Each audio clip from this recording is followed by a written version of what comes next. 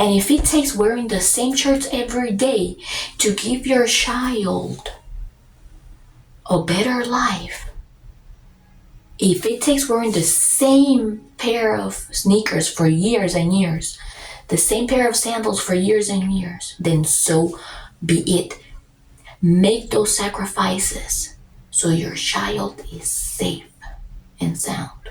What I'm about to say is only going to offend a lot of people because it is the truth.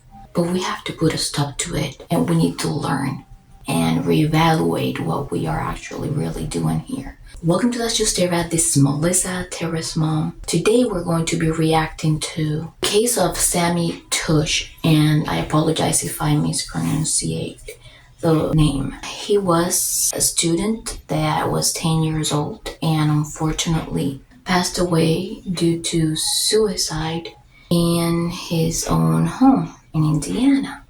So we're gonna go ahead and touch that subject, and I'm gonna let you know, as a parent that has had to address this issue like not many times, but maybe a couple of times. But I will give you examples though, and I will tell you right now that no matter what you do, no matter if something like this happens to you, it is ultimately your responsibility as a parent to make sure that that child is safe.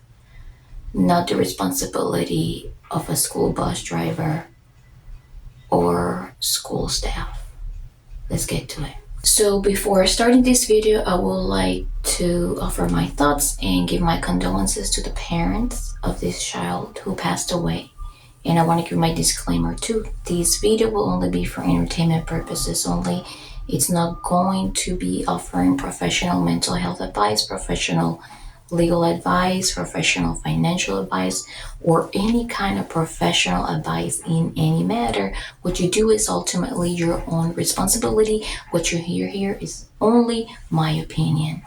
You're going to be able to find this video in my playlist, Mental Health. You're going to find that video in the description link, because the link will lead you to the mental health playlist, and from there you're going to find a whole bunch of videos that will help you better understand a lot of situations when it comes to mental health. I will also add it to lifestyle and parenting playlist, because that playlist has a lot of important parenting videos as well, so check it out in the description as well. 2 times where I felt like Tara, for example, was being bullied and the situation was not addressed, or a situation happened whereas a situation was not addressed. I was vocal about it. The first time was on Facebook and the second time was here on YouTube. So I went ahead and gave my side of the story and how I thought about it and what I did. So I'm gonna go ahead and make a pause here so that you guys can see parts of those clips. Hey, good morning, guys. I promise I won't take much of your time, but I wanted to take this opportunity to let you know what went down today at school just a few minutes ago. We went to the bottom of it. We went to the root of the problem. However, the parent-teacher the parent-teacher conference was to address her current academics. Okay, so I found out that Tara is doing very well in reading. She is currently average according to the scores, and in math, she is currently above average. She's doing very well with comprehension, and social skills are doing very well too. The teacher gave me an opportunity to discuss what is currently going on in the classroom. My daughter has come up to me starting on Monday, talking about this little boy coming to her and hitting her. He did that on Monday outside of the cafeteria, and apparently he did it again yesterday when she said he did, sometime while they were doing a race. When I sat down with the teacher and her assistant, actually, I came to find out that the boy boy had assaulted my daughter twice yesterday. And according to the school's policy, it is a duty of the teachers to let the kids know that if somebody assaults them, they say hit, but to me it's an assault. If somebody hits them, they need to tell the teacher. And although I do not agree with that, I do agree with the fact that the teachers have to do what they are being told to do. So they told my daughter, you have to let me know after he hits you, you have to let me know. And I'm like, okay, I totally respect the school rules. But in my home, my daughter is being taught that she is not to hit first and she is not to bully someone. She's not to bully somebody that, will, try to get this into a habit. So what my daughter is being taught is that somebody calls her a name, she's going to call them the same name back. If she's been hit, she's going to hit them back, and she's going to immediately tell the teacher what happened. And this is especially because most of the time, this is not being caught by cameras. Most of the times, the teacher is busy doing something else. And sometimes I'm going to admit you can't blame the teacher for not seeing what happened, but the teacher already knows how the kid is. And we know this because they do admit it to the fact that this boy has gotten in trouble before. So what we're going to do in this case is that if my daughter gets hit by the same boy again today or tomorrow, making it a vicious cycle, I'm going to make an appointment with the principal. And I told the teacher that what I wanted to discuss with the principal is not just only penalize the child for what he did in some sort of school disciplinary actions that they follow. Not only that, but I will love that kid to have the right intervention. Because if that is something that he's seeing at home, it needs to be corrected. It needs to be investigated further. And that's what I'm going to make sure takes place. The other thing is that I found very interesting. The teacher, all of a sudden, it slips out. She says, because you know how boys are impulsive. And I'm like, that is a problem right there. We cannot normalize that boys are impulsive. Not in our futures society, no. Because my daughter is going to be one of those girls that is going to make sure that impulsivity from either man or woman is not a behavior that is going to be accepted, okay? Because like I have said before, laws sometimes need some balance, they need correction, okay? Sometimes the laws are not right. So the substitute teacher told me, the reason why the school emphasizes in not allowing the kids to defend themselves, it's because maybe in the future they'll catch another assault charge. And I'm like, okay, just like they catch a red dojo, those things in the future can change if you know how to use your voice and if you can defend yourself with your voice as well. But I am not going to I'm not going to teach my daughter to get walked over by any woman or man. Okay? And that's all I wanted to say. And, I respect her teacher and her substitute teacher. I think they're doing a wonderful job. I praise them right there. And I praise them for the fact that they're following the school rules. But they do know, too, that the school rules and the policies that they have to do are not sometimes the correct thing to do. So I'm going to do this the right way. If that boy hits my daughter again, I'm going to make an appointment with the principal to make sure that boy gets the help that he needs right now. Thank you very much. Have a good day. So some time went by, And I started getting complaints from the teachers of Tara's behavior. And I was like, wait a second. I know and I understand.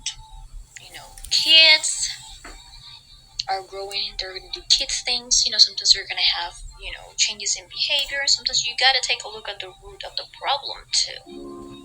Where is it all coming from? So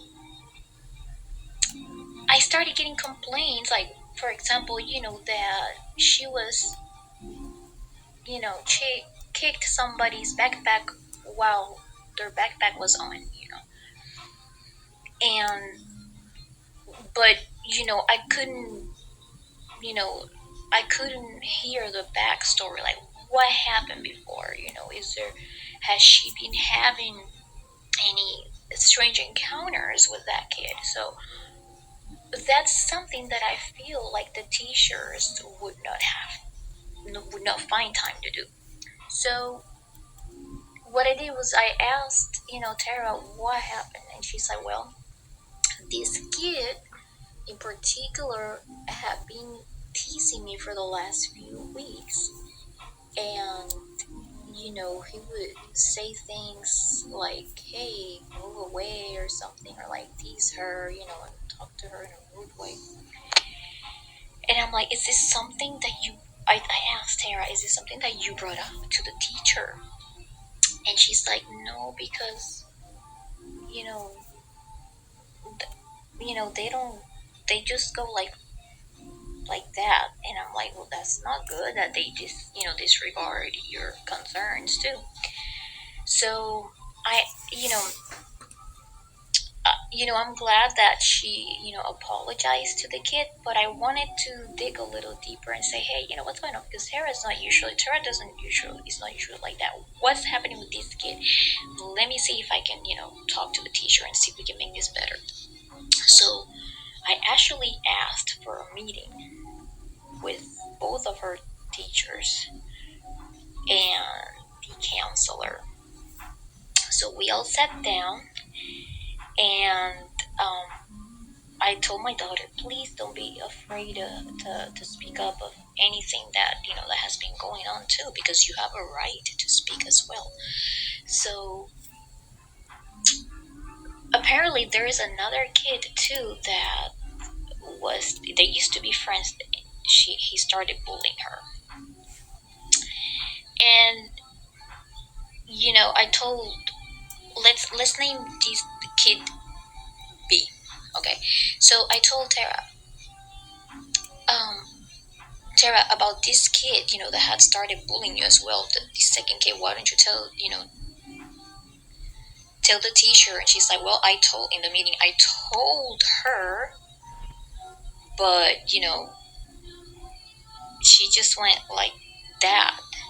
And I asked the teacher, so my daughter thinks you are dismissing her concerns too. Why is that? Is that true that you didn't do anything when she once, asked you why this kid is bullying? And the counselor was looking at her like with her eyes open like that, and she was like, well, he's always doing the same thing to other kids. I always tell him, but why not address that? You can't just let it slip. You can't just tell a kid to calm down. You gotta get to the root, and if you have to meet with the parent to stop it and stop, because guess what happens? Then it starts creating tensions with other kids, and things start building up. And then if everybody is silent, and then other kids are gonna be in trouble, but you don't look at what's the real trouble here, So anyways, there's a lot more to say, but time is running out. I decided it was better to change Tara of schools. I believe, the change was going to be good. Anyway, so I changed her of schools, and zero complaints. I haven't received a complaint from her whatsoever. most of the work that is done at school is mostly instruction. She does very well with state testing. She's doing great with math, with reading. She comes back home in a great mood. She feels like they listen to her. She feels like she's learning something at school. So the point is, sometimes you have to put things on a balance. And sometimes if you need to move to change school for the benefit of the emotional well-being of your child, do it. Because you are going to thank yourself later for it. Okay, thank you so much, guys, for listening. I'll see you guys later. Bye. When it comes to a situation like this, reporting 20 times is not enough. And enough in the sense of you can't wait to have reported 20 times. Wait until it's too late to actually say something and complain about it. If I would have reported this one time to the school and they wouldn't have solved it, the second time I would have gone out to the district. And if they didn't solve this, my kid would have been out of that school, period. Your kid's life does not depend on school staff. Okay, your kid's life depends on you.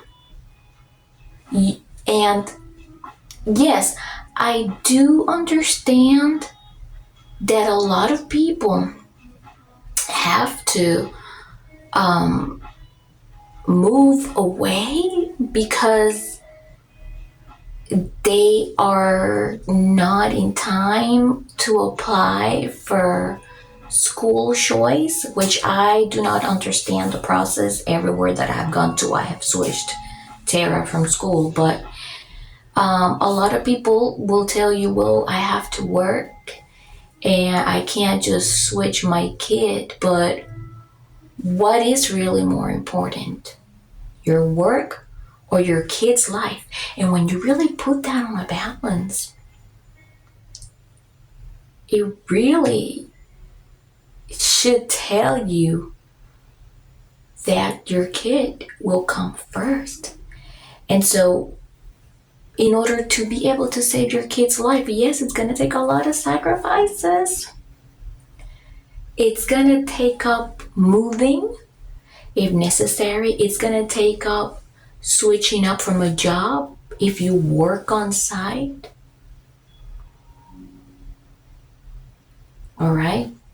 Now, thankfully, I have been self-employed, so I do not have to worry about that. And then when you're self-employed, I am not a millionaire, but I have to make sacrifices because health, safety, and life comes first. Period. End of story. And with the way that I am, I would have never waited. It would have never made it to 3 times. Okay, and anywhere that Tara has studied at, they have known me. They know my face very well because I will show up. I will call. I will email if there is something. I will set up a meeting right away. They know me. If there is something that bothers me, if there is something that I think needs to be fixed right away, and if it doesn't get fixed right away, the whole district will hear me out. I can guarantee you that. They know that. However, if there is something that doesn't get addressed right away, and it keeps continuing and continuing, and I just keep wanting to blame it on the school, honey, it's not going to be on the school anymore. It's on you. You have to make the sacrifices necessary for your child. It will cost you money. It will cost you moving. It will cost you a lot of sacrifices. All right? You might have to be wearing the same old pair of sneakers for a long time. You may have to be wearing the same t-shirts for a long time. And it's not like you're broke, no. It's because you have to know your priorities here. You know what I mean? You're gonna have to understand your priorities. And if it takes wearing the same shirts every day to give your child a better life, if it takes wearing the same pair of sneakers for years and years, the same pair of sandals for years and years, then so be it. Make those sacrifices so your child is safe and sound. That's all for today. I really appreciate that you gave me some company. I hope that you found this video valuable. If you did, please hit the like button. Share with anybody who you think it might be useful to. Okay? To be able to remind them what the priorities really should be before it's too late. Thank you so much. Have an amazing day.